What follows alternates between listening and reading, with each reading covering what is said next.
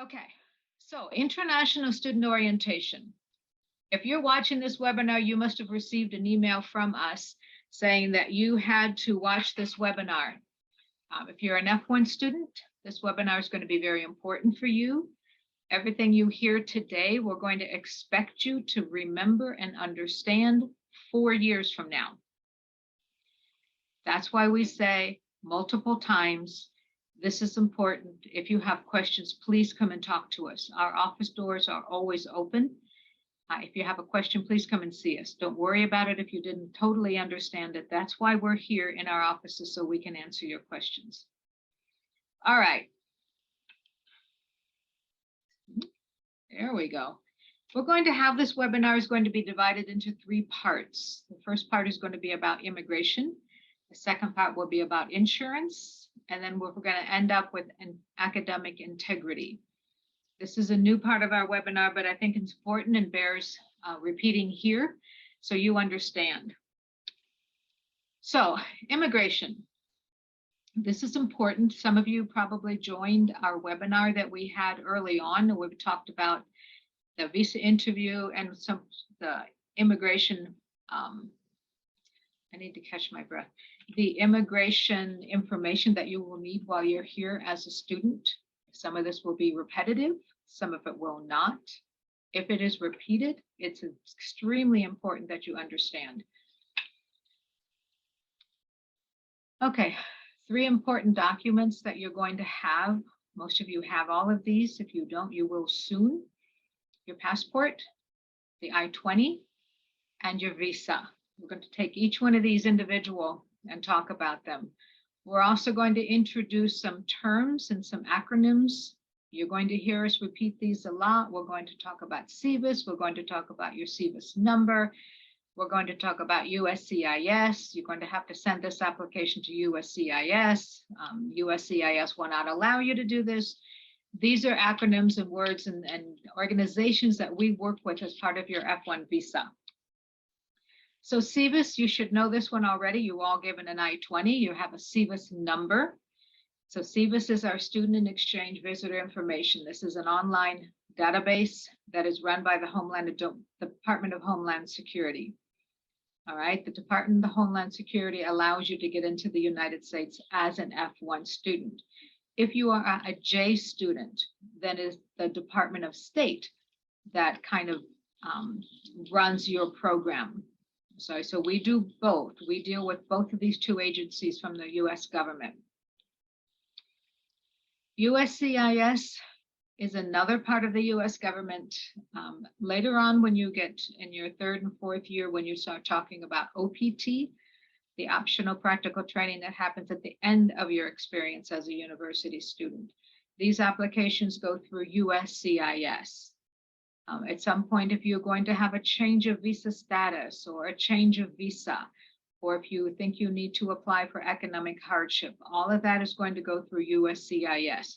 We can assist you in your application, but the application is your responsibility that you need to submit. We cannot do that for you. The passport, all of you have a passport. It will be for your respective country. The passport needs to be valid for 6 months it needs to be valid in the United States while you're here. We're recommending that if it looks like your passport is going to expire, that you need to contact your embassy or consulate and ask them the procedures to getting your passport renewed. Again, we suggest you try to get this started 6 months before you see that the passport is going to expire. We cannot do this for you. We do not keep track of the expiration dates of your passport.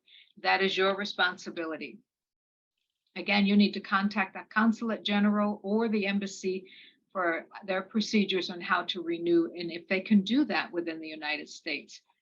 We're pretty much back to the pre-pandemic levels and operations. But it's still up to your respective embassies on how they want to do this. So we will leave this in your hands.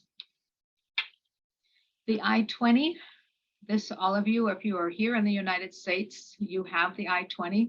Some of you have been issued an I-20, but you have not gotten your visas yet. The I-20 is the document that allows you to stay in the United States.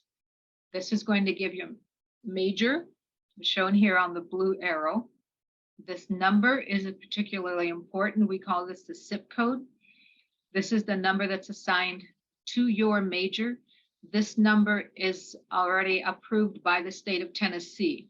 So these are numbers we can use, and there are other zip codes that we cannot use because the state of Tennessee has not given us permission to use those.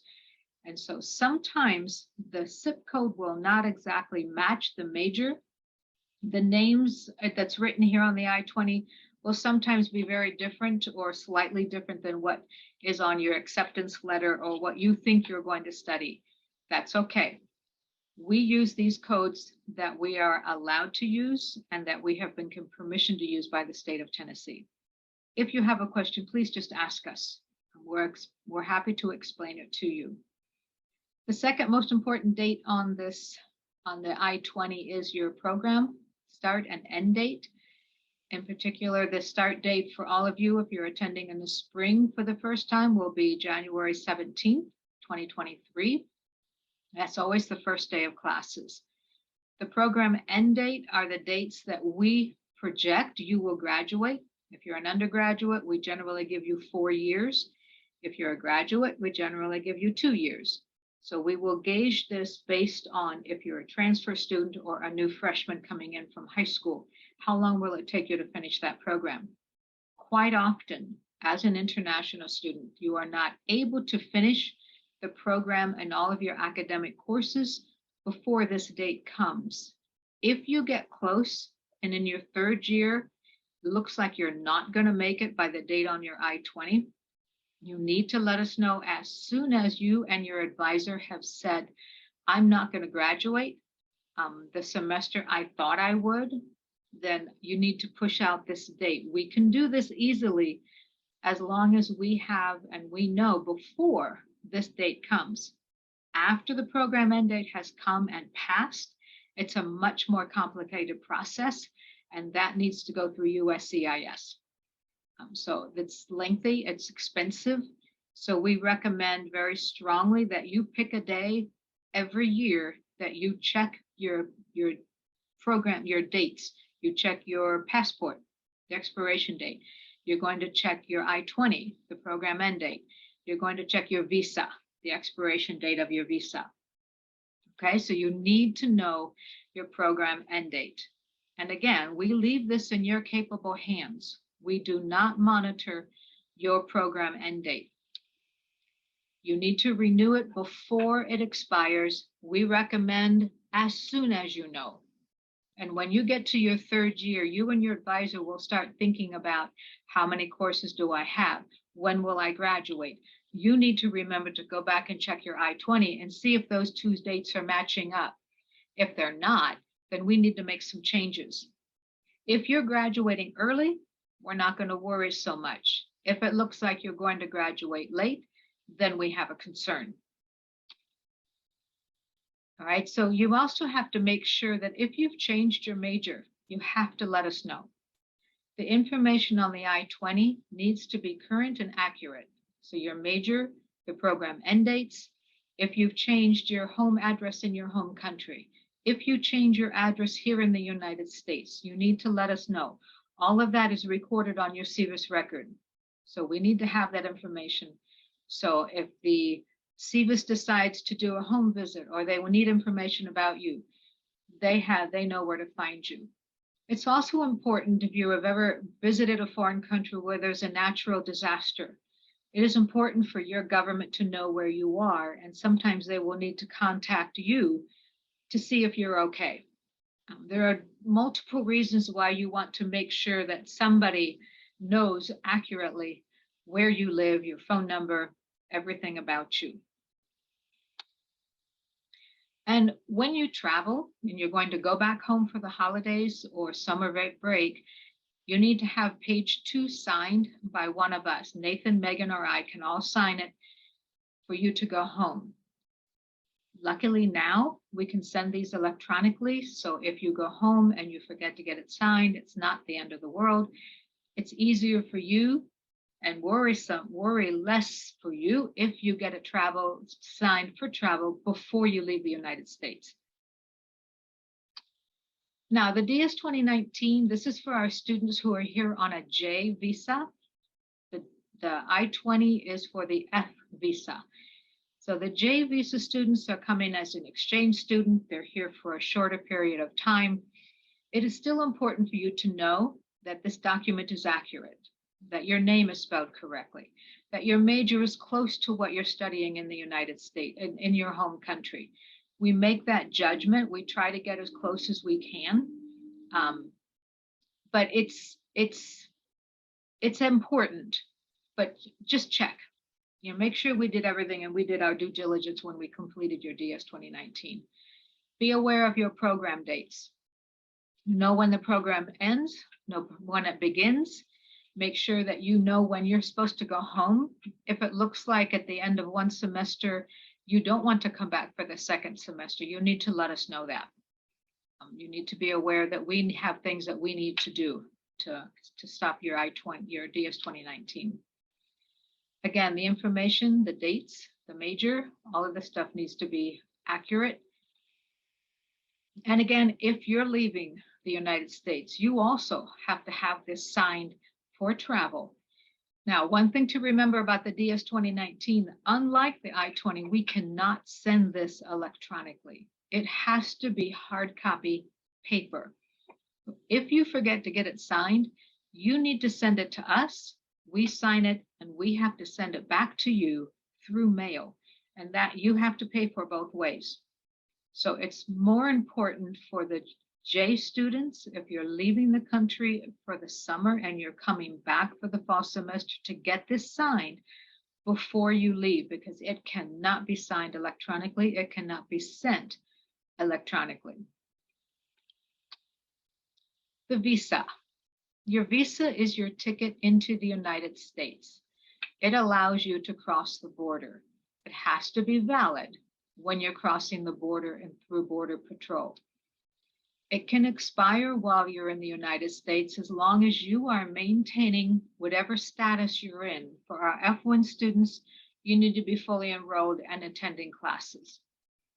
And you must make sure that your visa is valid for your entry or re-entry. So if you go home and you forget to look at your visa and it expires while you're out of the country, you will not get back into the United States until you have either renewed or a new visa before you can get back.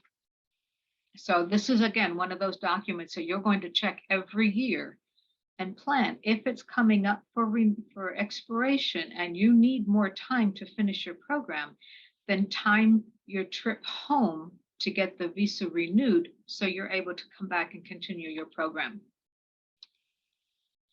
The I-94.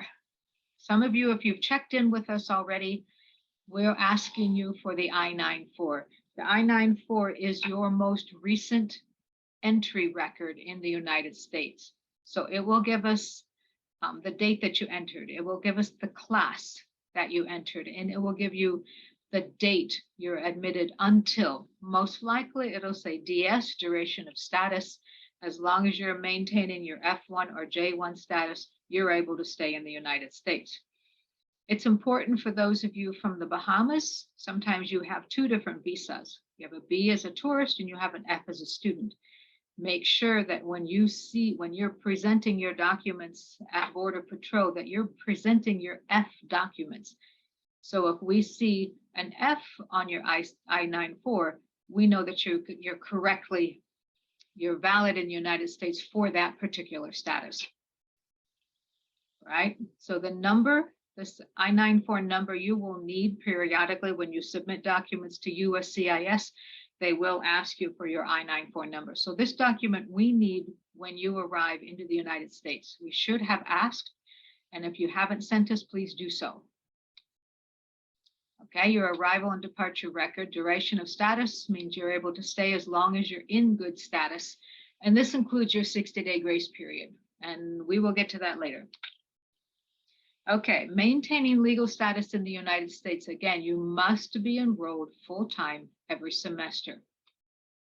If you're an undergraduate F1 or J visa, you need to have 12 credit hours each semester. Okay, that's a non-negotiable. If you're 9 hours of these have to be on campus, and this is face-to-face, not hybrid. These are the courses that are meeting 2 or 3 times a week, depending on the credit value, but this is not a hybrid course. And 1 3-hour course you're allowed to have that's online to make up the 12. So if you have 9 credit hours on campus and you want to take 2 online courses, I'm okay with that as long as I see 9 credit hours face-to-face in the conventional teaching method, then I'm okay with registering you in CBIS. If I see that you have 6 hours online and 6 hours on campus, I will reach out to you and say you need to change your schedule. So while you're with your academic advisor, make sure that you are aware of what your schedule needs to look like. This is not the responsibility of the academic advisor. They are not immigration officers. This is your responsibility. This is why we do this, the webinar we did earlier in the spring, in the summer, so you know, no, earlier in the fall. So you know what's expected of you. And again, some of you have already registered. Go check your schedule because we want this to be right. If you're a graduate student, you need 9 hours per semester. 6 of these must be on campus, and again, not a hybrid course. And you're allowed, again, 1 3-hour course may count for the 9 total.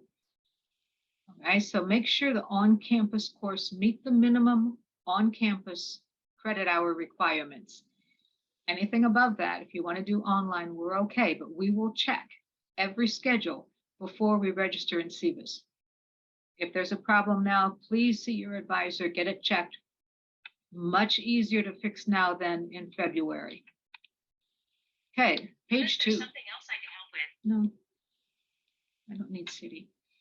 Make sure your I-20 or DS 2019 does not expire and is issued for the academic program you are currently studying. If there's a change in your major, please let us know. If you're not able to finish your academic program by the end of the program date, again, let us know before the program end date. This is for the F1 students only, but it is extremely important you let us know before that date comes. Even 1 day after, we can do nothing. If you change your major, tell us. The code, the number with your major will also change. And make sure you have a travel signature before you leave the United States. The travel signature on a regular student while you're enrolled in classes is for 1 year. And please, please, please do this before you leave. Okay, working. A lot of you have questions about working. We're going to talk a little bit more in detail about it in a few minutes. For right now, we're going to tell you that the only place you can work is on campus and never more than the regulations limit. It's 20 hours per week. We don't go over, we don't go under, and then try to make up. 21 1 week, 19 the other week. No, it's 20 hours, no more than 20 hours each and every week of the semester. When you leave, when you finish your program, you have your 60-day grace period. If you leave the country, your 60-day grace period ends. Even though you think you still have 60 days, you cannot leave and re-enter other 60 days. Remember, the I-20 will have stopped. You have 60 days if you reach your program end date, but if you leave the country and think you can come back, that's false. When you leave, your 60 days ends. You must leave before the 60-day grace period ends, any day after that, and you could be collecting unlawful presence in the United States. So make sure you know the program end date and where am I going to, with my 60 days end. Also keep in mind that when you graduate, we will shorten your I-20 to the day you graduate or to the last day of the term. So generally we make our end dates on the 15th of the month, but when we know you graduate, we shorten that. So get in the habit of thinking of your program end date is going to be the last day of the term. All right, that's usually a couple of days before graduation. So when you have your 60-day grace period, you have 60 days to decide to do one of four things. You can leave the country, go home. You can transfer to another university. You did your bachelor's at MTSU. You want to do your master's at another university. Your transfer of the CVIS record has to happen within that 60 days. You can apply for OPT. You can try your work experience after. The other option you have is to go for a new visa type, but your application has to be to USCIS before the 60-day grace period ends. And again, this is something that we do not advise on. You have an immigration lawyer if you think you want to change your visa type. This is not our expertise. Okay, again, multiple times means it's really important. Your documents must be valid. When we are not responsible, you are responsible to make sure they're valid. Passport must be valid while you're in the United States. If it's going to expire, it's up to you to make sure you contact your embassy and see what their procedures are. The I-20, at least 2 months ahead. Let us know if you need to change the program end date on your I-20. As soon as you know, it's best to come and talk to us. And if you're not sure, talk to us. For academic progress, you must continue in all of your time in the United States to maintain academic progress towards your degree. So as undergraduates, again, 12 hours per semester, you have to maintain a GPA of 2.0. All right, of graduate students, 9 credit or 6 if you have an assistantship. 3.0 for graduate students, 3.25 for our PhD doctoral students. Those are the minimum GPAs. If you fall below that, more likely you will be put on probation. The university will put you on probation. If you go 2 semesters under a 2.0 GPA, you will be suspended from the university. When you're suspended from the university, you are required to go back to your home country. You cannot remain in the United States and not be enrolled in classes. So a suspension from the university means you will go home, your CVIS ID will be terminated, and we will have to restart the clock when you come back.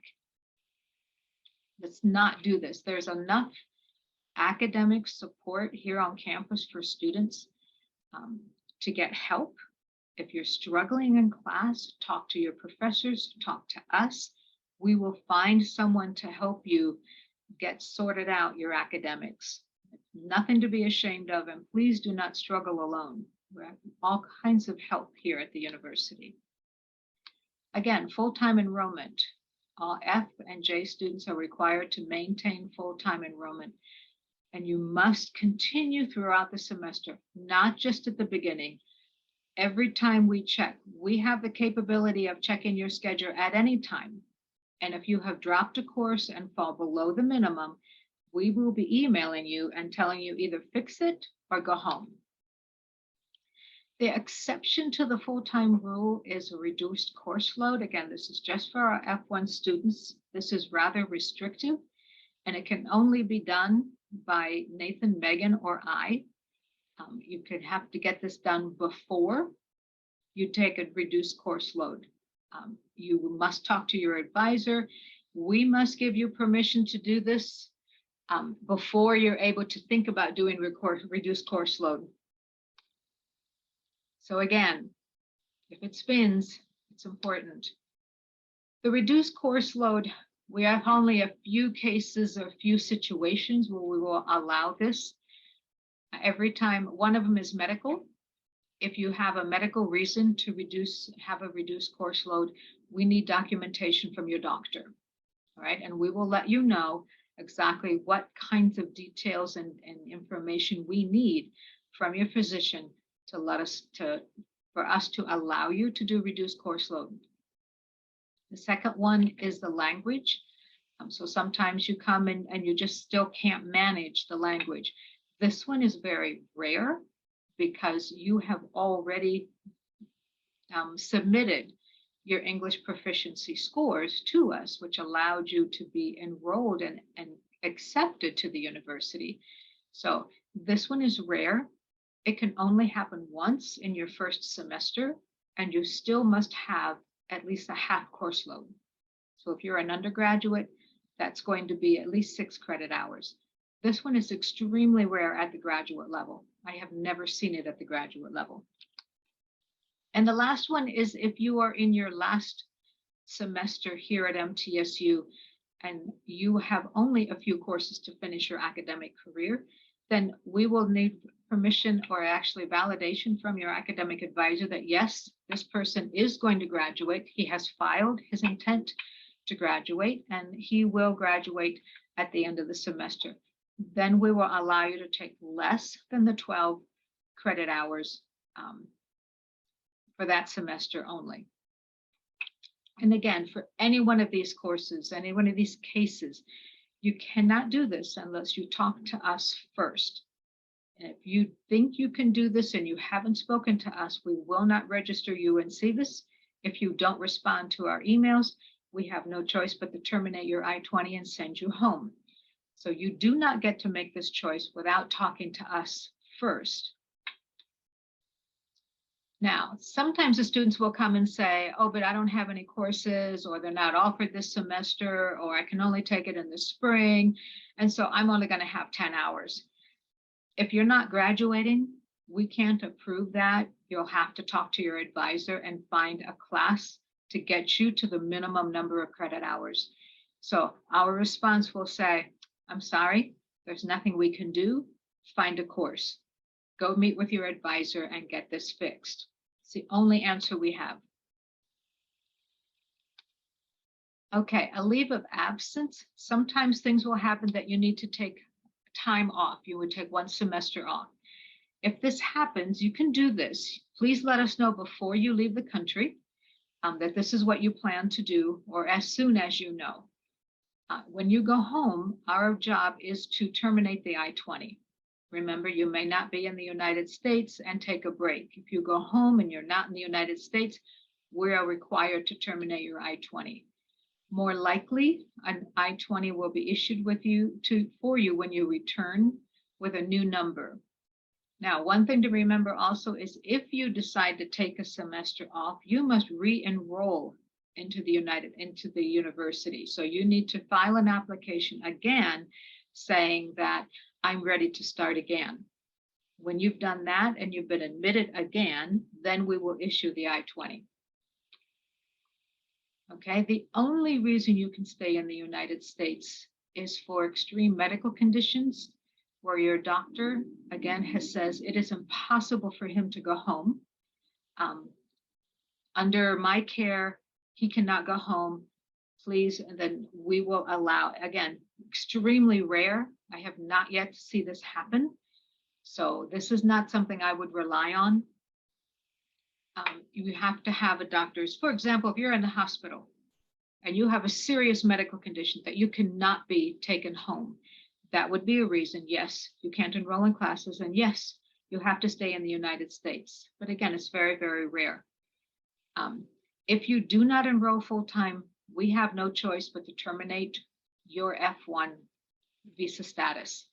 It's the only thing we can do as DSOs. This is our responsibility, protecting the rest of the students who are studying and protecting the university. Again, if it spins, it's important. Now, US address and phone number. I mentioned earlier that you need to let us know when you move. This is very frequent when students are in their second and third year. They find new friends, they move to a new apartment. Every time you move, you need to let us know. If you change your phone number, you need to let us know. You can update the information on Pipeline. It'll come to the international office and we will upload it to CVIS on your behalf. If maybe you can't get into your Pipeline account, send us an email. We will continue to do the same thing. We will let CVIS know that you have moved. You have 10 days from the day you move to let us know that these changes have taken place. Phone number, if you move, change of address, even a change of apartments, you need to let us know. And again, this is on your I-20. If you check and read page 3 of your I-20, it says that you need to let your DSO know when you've moved. They need to be able to contact you. CVIS needs to know where you are. We need to know where you are. On-campus employment. So as an F1 student, you can work anywhere on campus as long as that place is serving the general student body. So the library, any of the shops at the union, the bookstore, campus, parking services, a lot of places, facility services, they fix and paint, and those, they're serving the general student body on campus. You can work there. If there happens to be a construction site on campus, no, because they're contracted out. They're not university. They're not serving the general campus public, campus students.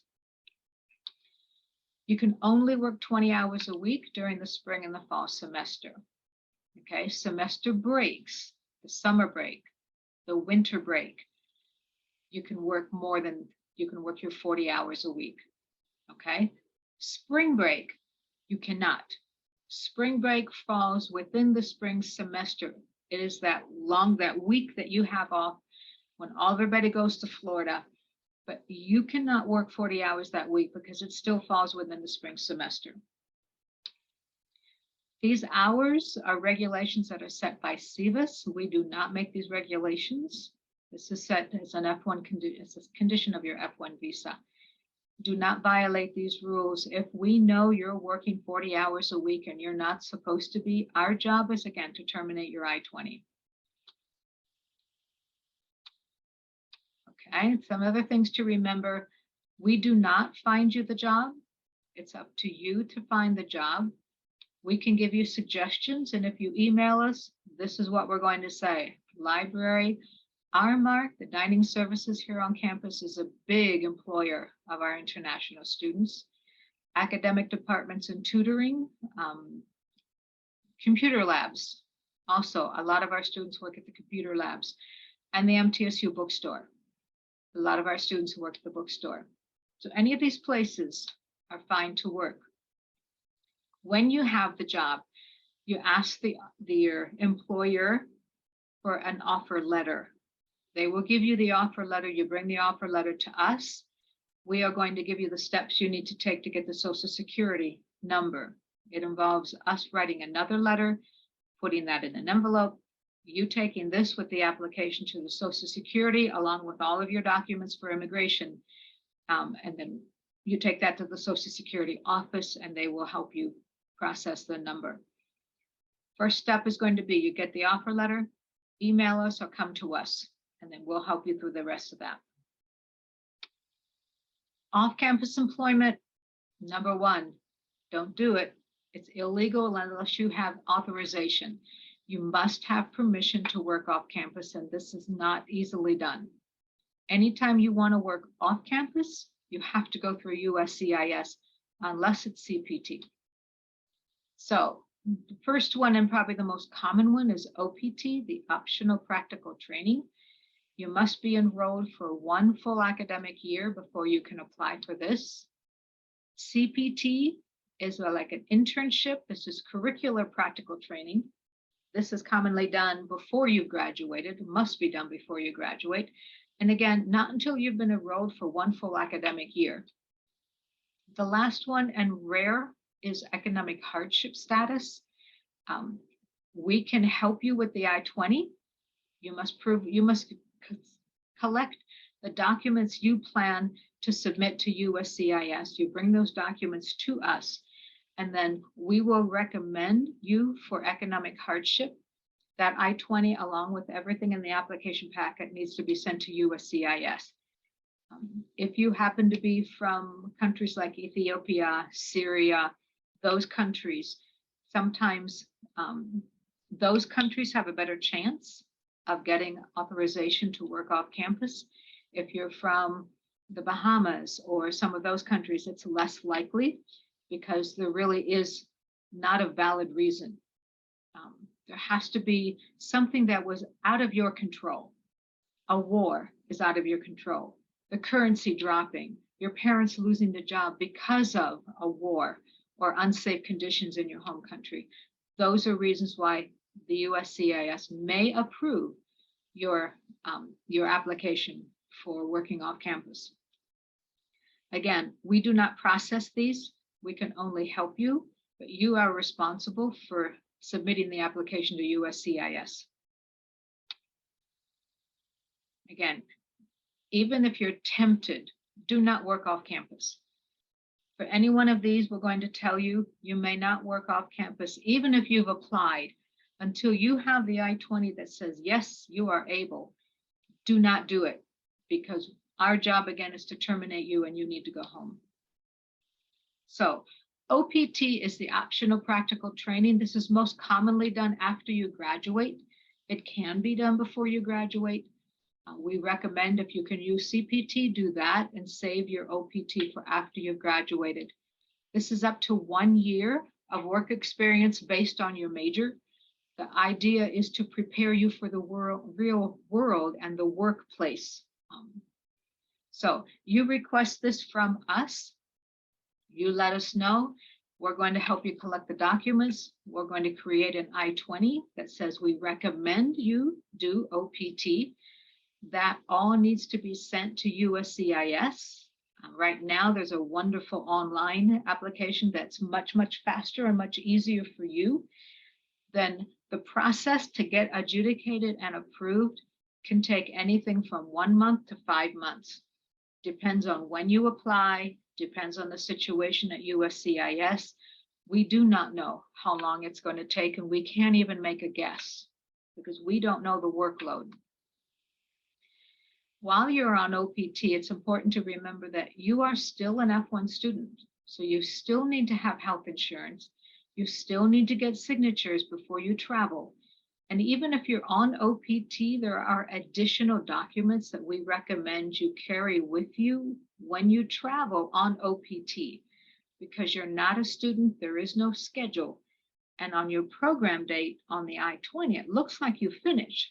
So you need to remember that your dates are on page 2, where we have approved your OPT, or it has been approved. And if you're a STEM eligible major, you can have a one-time extension of 2 years. That's a separate application. It needs to be submitted before your previous OPT ends. There is no grace period at the end before you can apply for STEM. So again, if you're interested in doing STEM after your regular OPT, you need to let us know long before your OPT finishes so we can help you get through the process and get the application in. CPT, or curricular practical training, this is more like an internship, work experience. This is frequently required by your department. They want you to get job experience so you know how to do the job before you graduate. We must have approval from your advisor. Your advisor and your academic program must support your application. This works a little bit differently. When you're on OPT, you're not enrolled in classes. With CPT, you must be enrolled in an internship class at the time you're doing CPT. Any semester, summer included, you must enroll in class for the summer if you're doing CPT in the summer. CPT requires the approval from the DSO, so Nathan, Megan, and I all can approve CPT. We have the application. The application needs to be sent to us by the advisor. You may not start, even though you have an offer letter and you have a date. If you have not processed the CPT in our office and we have not given you the CPT approved I-20, you may not start working. We will terminate you because this is a violation. And again, you may not work until you have the CPT. This is extremely important because we've had the case where we terminated someone because they started working before they had the CPT I-20. Our only recourse is to terminate. Every semester, we offer an OPT CPT workshop. It's generally like a month or a month and a half after the semester begins. So there's a 90-day from the day of graduation, 90 days before you graduate, you're able to send your application to USCIS. About this time, we will have the OPT and CPT workshop, so you can start right away applying for OPT. All right, completion of degree, jumping ahead 4 years. When you've completed all of your coursework for the degree and your coursework has been checked by your department and they agree that you will graduate, they're going to ask you to file your intent to graduate. Okay, that triggers the review of all of your courses, making sure that you have completed everything you needed to complete. When you've graduated, again, that 60-day grace period is an important time. You have decisions to make. Transfer out to another school or change of level at MTSU, go from bachelor's to master's, return home, change of status to another visa type, apply for OPT. 60 days, 61 days, your record's in terminate and completed status, we can't help you before 60 days. Make your decisions as soon as about the time you're graduating, start thinking about what you want to do. If you want to do OPT, that needs to be done early on. So as soon as you're thinking about OPT, let's get this application started, or at least come to us for the information that you need. All right, things you need to remember. Again, you're responsible for maintaining your immigration status. Nathan isn't, I'm not, your advisor, your academic advisor is not. They do not know when your I-20 ends, and they do not know the procedures. This is your responsibility. Questions, please come to us. Don't ask your friends. Their situation is different from yours. When you have a question, you have a concern, you're a little bit not sure, come by our office and ask us. Check the end date of your I-20 and let us know if you think you're going to have to extend that out if you're not going to graduate. Please talk to your advisor frequently. Let them know, am I going to graduate on time? This is the date on my I-20. Will I make it or will I not? Enroll every semester. Remain enrolled full-time.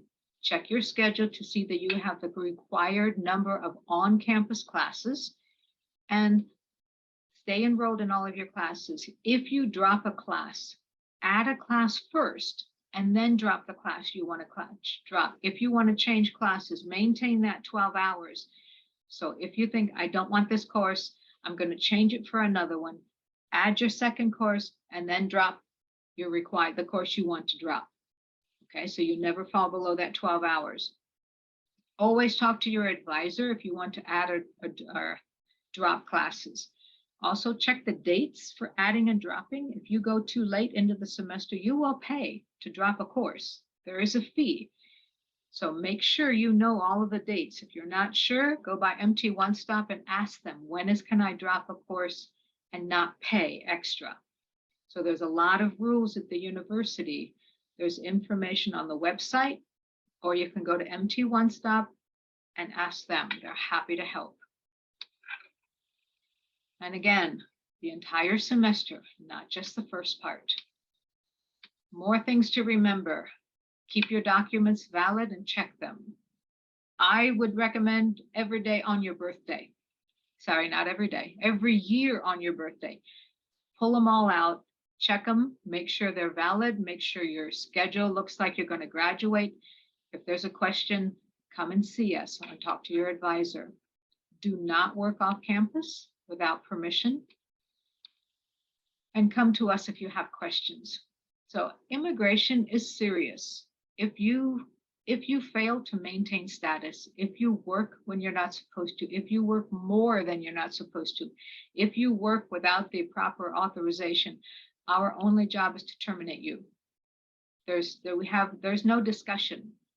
We have to terminate your I-20 and you need to go home. When we terminate, you go home immediately. There is no grace period. So it's important that you understand that these are serious, but it's also important for you to understand that if you have questions, just please come and see us. Because many, many times what you're worried about is not that big of a problem that we can help you with if you let us know as soon as you think there's a problem. Don't wait 2 weeks or 3 weeks, because then it may be too late. But just let us know. So we will do whatever we can do to help you. Okay, more suggestions. Always ask a question. This is true in class. It's true here. If you have a question, just ask. Your professors would want you to ask. They don't know what you don't know. So, okay, they assume that you know if you don't ask a question. Same thing with us. We assume and presume that you know if you don't come and see us. Don't be afraid to ask for help at any time of anyone. Not knowing is not an acceptable excuse. And again, if you come and say to us, oh, I didn't know that, that's not a reason. And we will say, I'm sorry, it's your responsibility to know what you need to do. We're here. If you don't know, come and ask us. Being international is not reason for additional time on an examination. You all submitted English proficiency scores that got you admitted to the university. There is an office of accommodation here at the university. This is intended for students who have a disability. So if you think and someone suggests to you that English is your second language so you can get accommodations, it's not true. We ask for English proficiency, so we know that you have the ability to do the English. You cannot get additional time, and no professor will allow you to do that. Be brave. If you have a question, let us know. Go out there and meet people. Enjoy your time here. This is the experience. Being on campus is a wonderful experience. Making friends is hard. So come to the events that we have. Come and see us. We love to see how you're doing and how you're adjusting to university life and life in Tennessee. Now, some of the things that you need to do and some of the things that we at ISSS can help you with: immigration, of course; student activities, of course; employment, yes; placement testing, yes; customs, mostly for our fall semester students. We have a customs throughout the summer; and orientation, international orientation. Obviously, we can help with that. The people that are in the Make Up Our unit: myself, Cindy, Nathan, he was on the webinar; Megan, she is also our coordinator. If you have questions about activities, Megan is the person to go to. We can all answer questions. If we cannot answer a particular question, we will find one of us who has the answer for that question. Again, please come to us and ask us whatever you have. Now, 2 more parts. So the next part is going to be talking about health insurance. As you know, you must have health insurance here at MTSU. You must buy our sponsored insurance by Luramark. If you are paid your fees, you have already paid for insurance. We are in the process of registering everyone at Luramark right now. So if you go to the health center and they say, sorry, we don't see you on the list, they will call me. I will say, yes, they're going to have insurance. And then we will get you enrolled when we get to your part of the alphabet or to your level. Some of the things that you need to remember, and I'm going to go through this, but I'm going to rely on you to stop the video when you need to. Again, these videos will be placed on the MTSU website. So if you want to go back and review something that I've said, that it was just a little too fast, go back, watch them again and again and again. If you have a question 6 months from now, we're trying to keep them out there on the website, but get the information. If you're here in the United States, it's highly recommended that you have insurance, even if you're here in the summer. If you are not taking classes and you would like to be covered for insurance, you need to let us know. We can get you we can get you enrolled in the insurance, and then you can pay through your pipeline. It is required of F1 students to have insurance. If you are a J, it is absolutely required. It will be, if you do not have insurance, you can be sent home as a J student. It is absolutely part of the State Department's requirements that J students have insurance and prove their insurance. So we require our Js to buy our insurance. If you have dependents, you should enroll them also insurance, and they will have to pay separately. It is not included in the cost, but you will have to pay for them as well. A couple of things to remember about the system in America is either with or without insurance, you're responsible to pay for all of your medical expenses. Doesn't matter where you go. This includes any copay or deductibles, and copays are the part that you pay before your insurance kicks in. Deductibles are the kind of same thing. So deductibles are usually a little higher depending on what you set it as. If you come to the clinic here at the in the university, it's much easier. They will automatically bill your insurance and you don't need to pay anything. If you see somebody off campus, they can require you to pay in full before you leave. This is why we always ask you that your first stop will be at the University Health Center. If they cannot help you, they will find someone in the network that your insurance will cover, that will reduce the cost. So there's an in-network and out of network here in the United States. The in-network are cheaper. Those are the companies and places that work with your insurance. Out of network, it's more complicated. You will have to file your claim and do the paperwork with your insurance company. Yeah, the insurance, if you have a question, first stop, always go to the health center here on campus. They have a really nice little clinic. It's almost like a small hospital back there. They can do x-rays. They can do a lot here. If they can't, they will find somebody who can help you the cheapest way possible. And I've seen them work with hospitals and do amazing things. So go to the health center first and allow them to help you. Again, if you see a doctor off campus, you will likely have to pay first. Emergency visits are exactly for that, emergency, something that you absolutely cannot wait until the doctor's office opens in the morning. In emergencies in America, an emergency is just that. It's an emergency. It requires you to go to the hospital by an ambulance. Using the emergency room in America is very, very expensive. So we caution against it if at all possible. If you can wait until the morning, do so and go to the hospital when it opens in the morning. Insurance is required for both our Fs and our Js. It is your responsibility to make sure that you are covered by insurance according to your immigration regulations, depending on your class, and we require from both visa types. And if you don't, it's possible that we could terminate you and send you home. If you're a J and you don't have insurance, you will certainly be sent home.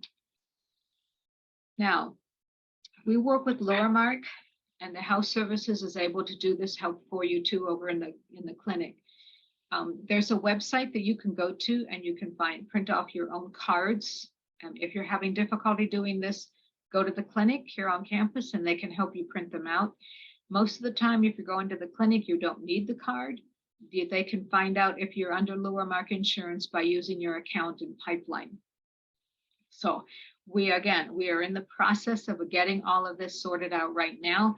If you need to see a doctor, go to the health center. They will call me. I will say they're okay, and you're good to go. If you need to go off campus, you're going to want to try to get that insurance card. All right. And again, you shouldn't need to go off campus until you've gone through the health center first, and then they can call the hospital or the doctor and say, we're sending over this student. He has insurance. Here he comes. You're going to want to take your immigration documents, of course, and your MTSU photo ID, driver's license, anything that has your picture on it with you. But your first stop has to be the campus, the center here on campus, so they can get you to a doctor. Again, if you go off campus and you choose to do that, or you're a sponsored student and you have insurance that your government has provided for you, it's likely that even here at MTSU, if you go to the campus, they will ask you to pay, and then you can get reimbursed from your insurance company. Depending on the insurance you have, the same may happen outside. Good insurances they will bill the insurance and then let you know if you need to pay anything. It's best that you carry all of your documents with you. That's why we ask you, if you have the Lowermark or your university insurance, come here to the center first. If you are a sponsored student and you have different insurance, then you can go off campus, but be aware you may be asked to pay in full, and then you will do the paperwork to get reimbursed with your insurance company. If you do not enroll in summer courses, you are not covered in insurance. So remember that if something happens and you want to go to the doctor during the summer months and you're not enrolled in classes, you are not covered by insurance. It does not carry through the summer. It's for semesters. So if you are staying in the United States and you want to be covered by the university's lower mark insurance, you need to let us know and we will bill you for the summer months. It is slightly cheaper, but if you don't let us know, you have no insurance during the summer months. So please let us know if you would like the insurance to continue. Send us an email. We will have the business office put it on your tuition bill. It'll show up in your pipeline account and you can pay through pipeline. But you have to let us know. Same thing if you want any other insurances, like if you want to have vision or dental, you're going to need to let us know. You can work with Lowermark and they can add that to your insurance. They will, again, it will be billed to your tuition for the extra cost will be added to your tuition bill for dependents, for children and for spouses, or if you would like the additional other kinds of insurance.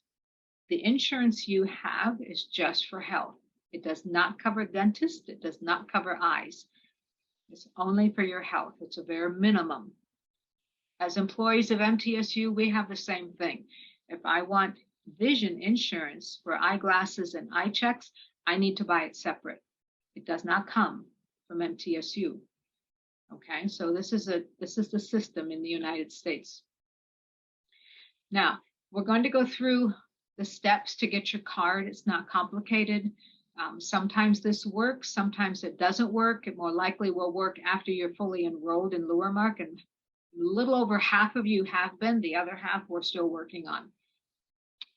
So you're going to come up, when you go to Lowermark, you're going to come up to the page like this. They're going to ask you to put in the school name. So of course, Middle Tennessee State University is the name of the school. The next thing they're going to ask you is the year. So we're looking at 22-23. Okay, 2022, 2023 is the school year. So you're going to select that year. Then you're going to look where it says print your ID cards. And you're going to want to go there and click on that. The next part gets a little bit, the first time you log in, it's a little complicated. You're going to get your M numbers, your student ID number. Okay, so you have your M number. Try it with the M, try it without the M. Try different versions with the M, the no M00, and then your M number. Try a couple of different things. Then your password is going to be your birth date in exactly this format, month, day, year. Okay, if you have difficulty, go to the health center and they'll help you print them off. This will work better after probably next week when we have everybody registered. Okay, again, the optional insurances, if you opt to have these insurances, they will be added to your tuition bill. They are not free. And then you will be responsible to pay your tuition bill with the extra costs. Same thing happens for spouses and for dependents, your children. Okay, if you need to see a doctor now, and we've had the Health Center has been calling, asking for students if they have insurance, and we will say yes or no, even if you haven't paid. Those who have paid the tuition bill as of yesterday, Friday. As of Friday, they are already registered in Lowermark. We'll get the rest of you done. If you're a government-sponsored student, you need to see the doctor. I recommend that you either go onto the website or call the number on the back of your card. They will give you a list of the doctors in the area who are in your network, and that will reduce your costs. So most of your insurances have a website that you can find the doctors who are near, either in Murfreesboro or near Murfreesboro, that you can go see. They are called in-network doctors. Okay. So that's always recommended to do here in America. And again, please do remember that the system in your home country is nothing like the system here in America. Good or bad, it is unique. And so please, if you have a question on how to do this, ask us or ask at the health center. They're very willing to help and answer questions. Okay, the last part of this, we're going to talk about academic honesty. This is a new addition. I didn't do this last year, but we've had some students have a little bit of confusion on what's expected in their home countries or what's allowed and what's allowed and expected here in the United States. Here in the United States, academic honesty is a very important issue. We have very specific rules of what's allowed and not allowed. And if it is not allowed, it could lead to dismissal from the university. There's usually varying degrees depending on the severity of the issue. So academic honesty, again, is a very serious issue in the United States. Here at MTSU, we take it very seriously. So students who are suspected of cheating, plagiarizing, or falsifying work, you can be expelled from the university. They do have a fair and honest office that deals with this. We call it the Office of Academic Integrity. If a professor suspects a student of cheating, the student is reported to the Office of Academic Integrity. Now, it's one thing to make sure that if this happens, you are not allowed to drop the course. So if you cheated, if you plagiarized, and you think, well, gee, I'll just drop the course, they will stop you from doing that.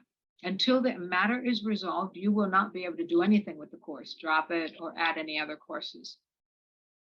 So once the professor has sent you to the Office of Academic Integrity, there is nothing you can do. You need to wait for them to respond, and then you will set a meeting, and they're going to hear your side. They are not going to make a decision or do anything without talking to you, or at least asking you to come in and talk to them. So they will come contact you, let you know when the appointment is. If you don't go to the appointment, then they will make a decision. But if you do go, they will listen to you. They will get your side, your explanation, and then they will decide. And they will always let you know what they decided. Okay, so there's a whole process. It's to protect you and protect the university. So they don't want to accuse you of something you didn't do. If there's another story, they want to hear that story. Plagiarism includes taking another person's work, statements, images, work of your own. So if you're doing a research paper and you put a paragraph in there and you found it on the internet, you thought, wow, this fits perfectly. I'm just going to put it in right here and insert that.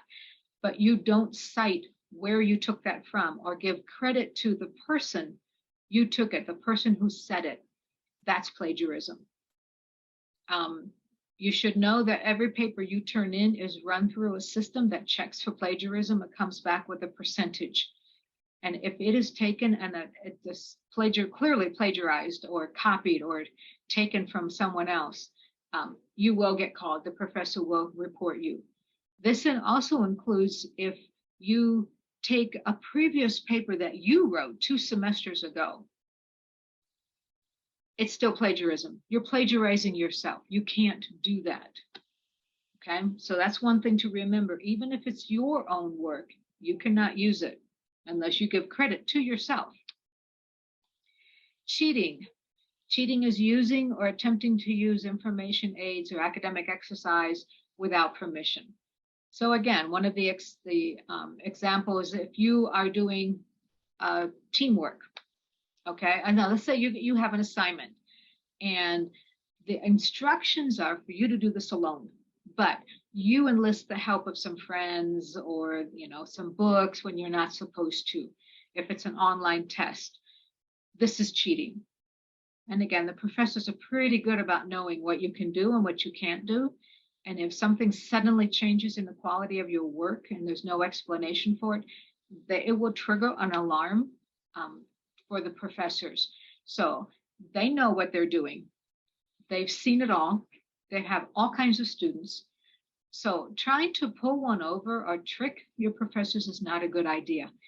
They're pretty smart.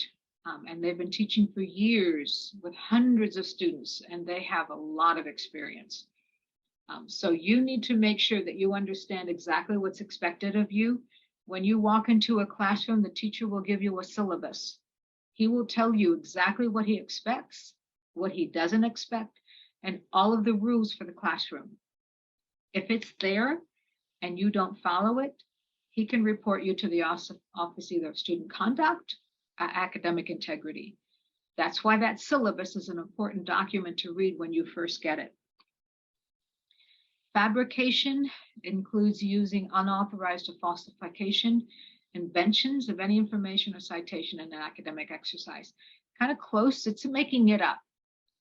It's either true or not true, but basically if you're trying to make something up that you are saying I did it, but you didn't do it, you're saying that it happened, but it didn't happen, it's a lie.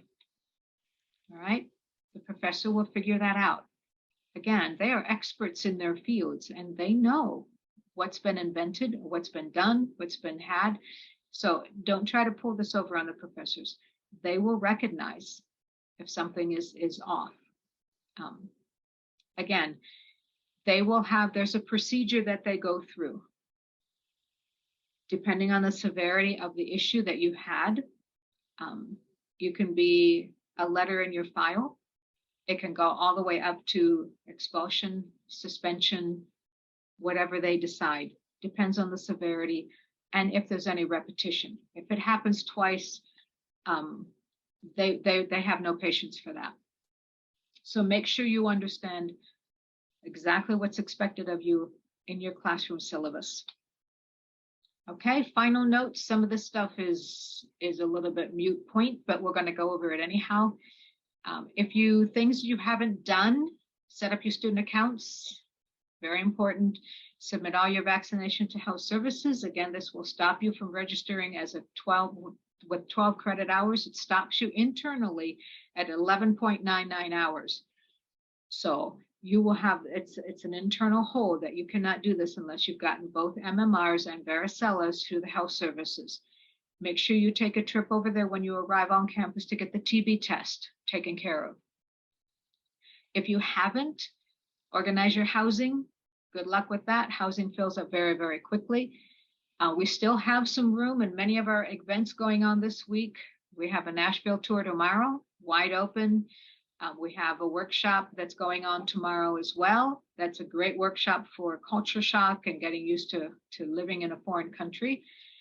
If you are coming from high school and the university, even university, if you're coming from a university or high school and you have that final transcript, so if you're a university transfer student, fall 2022 grades need to be on that transcript.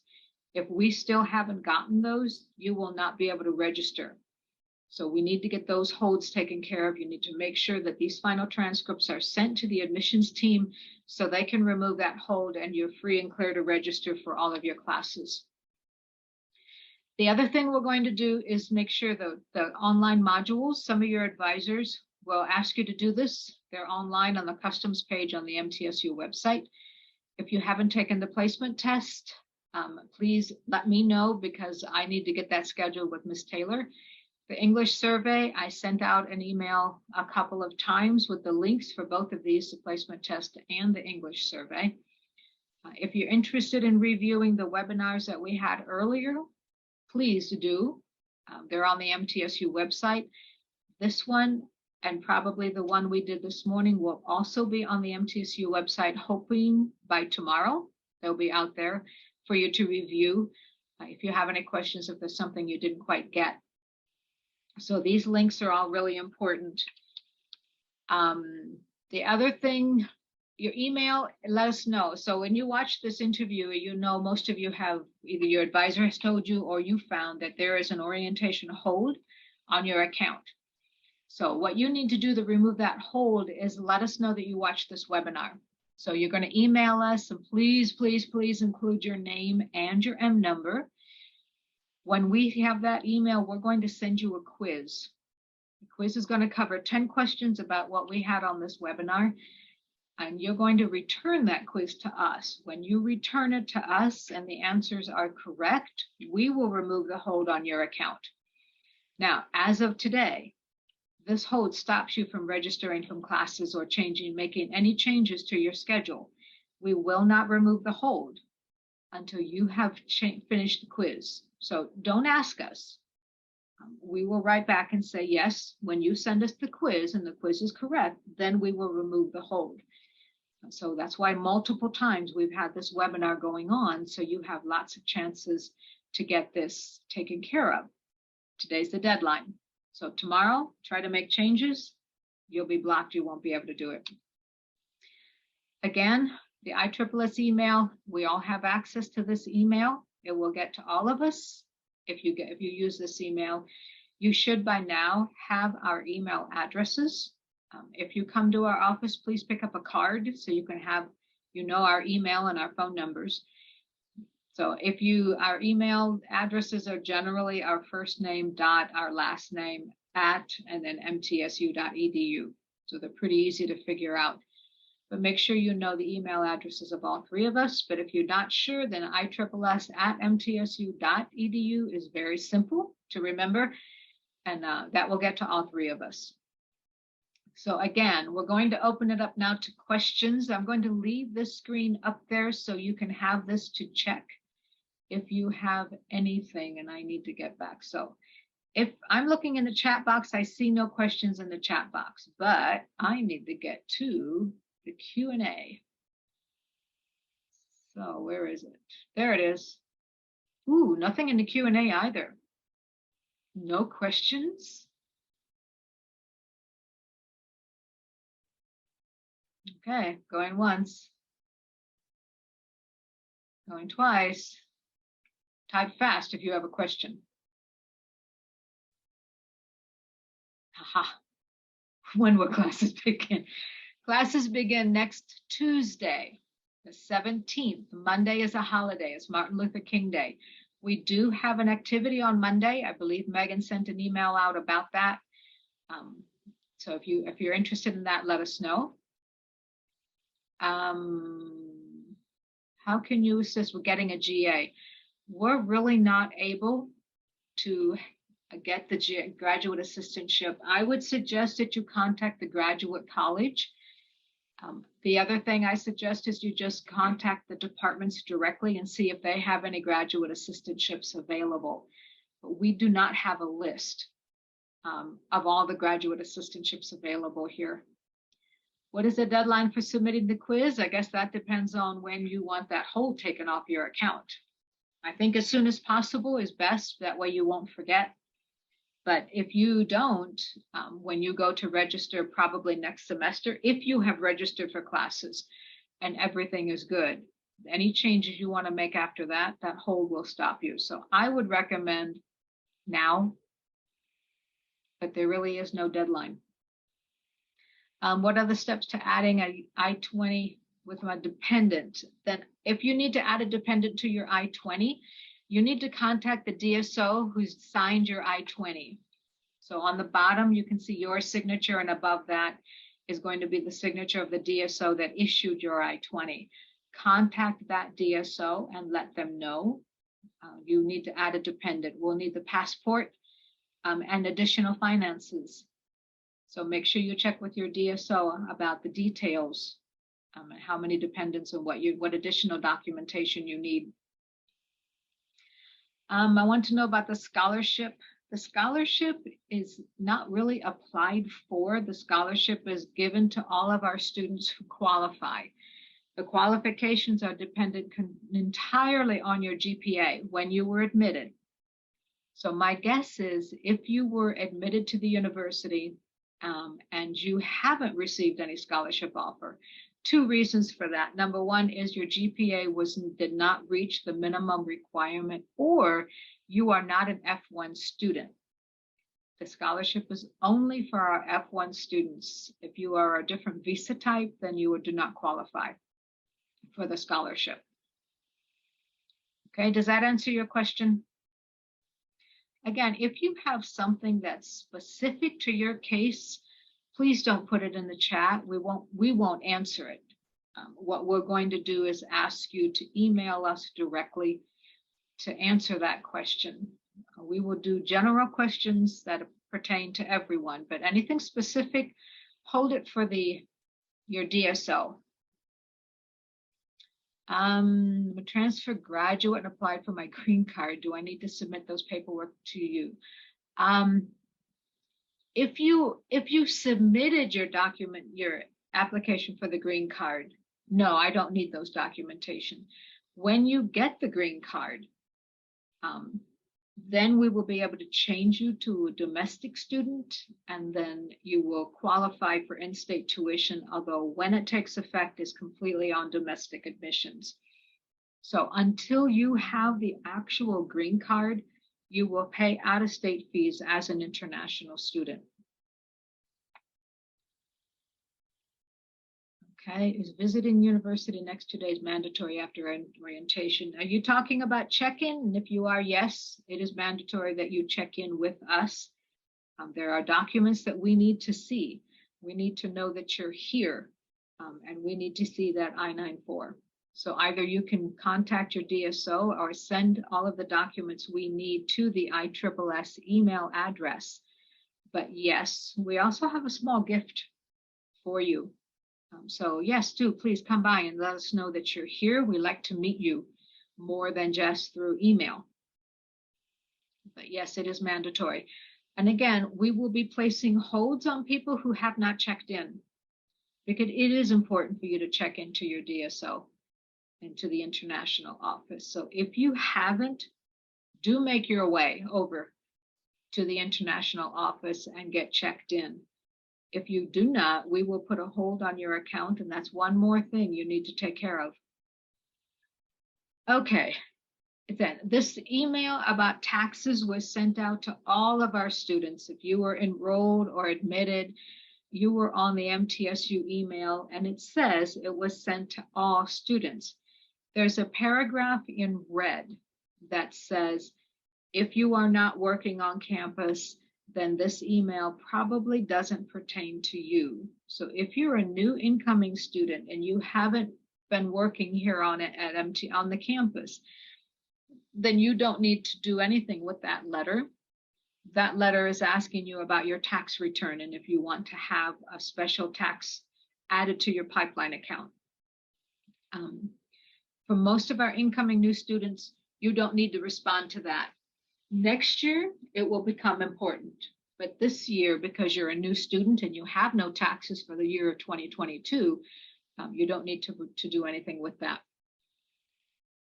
Okay, since I haven't got any more questions coming in, I'm going to let this go. If you have any questions, please email us. Again, we're happy to answer questions. We'd rather you ask us and prevent a mistake than be shy or scared and not ask us. We're not going to bite your head off. We're here to help you. So again, get the email to us. Let us know you've watched the webinar. We'll send you the quiz, return the quiz to us. Get this done now, because if you forget, it's just one more thing we're going to have to do 3, 4, 5 months from now. It won't go away. The hold will not go away until it's been taken care of. One more.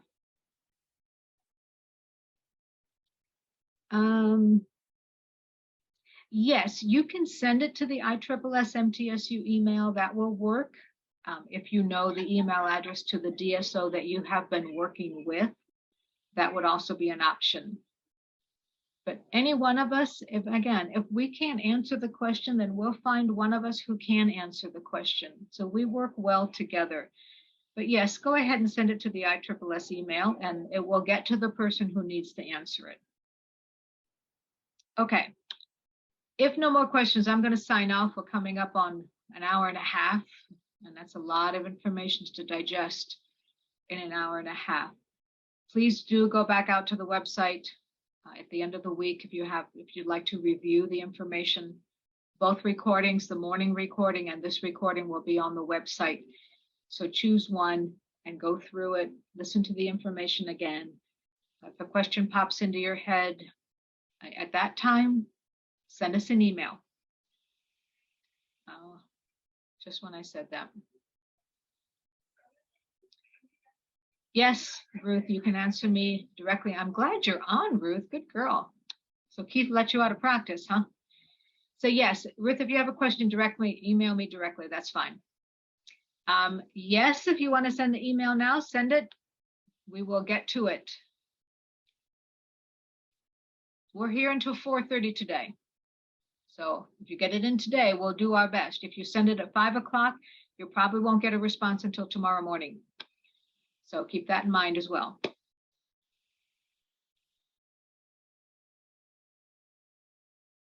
All right, ladies and gentlemen, thank you for joining us. Please do come and see us. We're here. Our job is to make your life easier.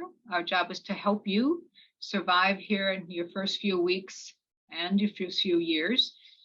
We come to know you very well. You've become like our family. So please do come and see us. If you have any questions, even if you want to pop in and say hi. I do know that we're having popcorn week next week on Thursday.